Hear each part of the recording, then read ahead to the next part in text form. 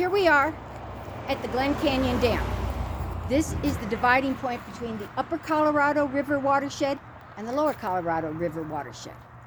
This is the point where they released the 7.5 million acre feet promised by the law of the river to the lower watershed. This is where it's released. This dam was started in 1956. It took 7 years to build, and it took 17 years to fill up Lake Powell behind it. That white line you see behind me, that is not a layer of rock.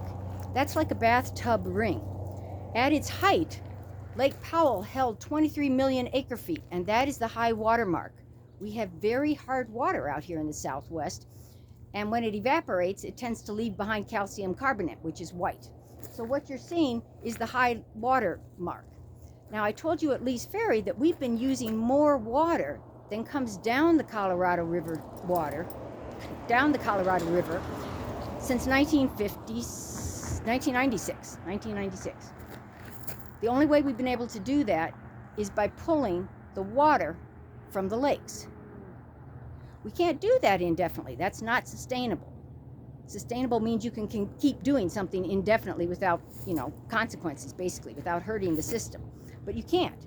We are down to 5.5 million acre feet right now. And these dams do more than just provide water. They also provide electricity. They provide electricity for 7 states. This particular dam does. It's a hydroelectric dam, meaning the water goes through it, it turns turbines, which are converted into electricity, more than 5 billion kilowatts a year.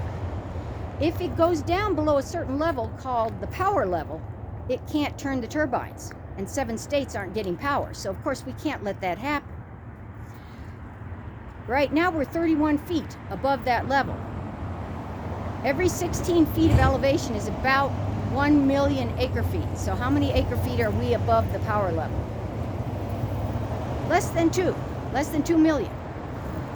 The law of the river includes other guidelines that we've put in over the years. In 2007, they put in an interim guideline meant to address the fact that we're in a drought and we're using the river unsustainably, and to keep us from going below the power level. So in 2022, for the first time in 100 years, they did not allow 7.5 million acre feet to pass to the Lower Colorado River watershed.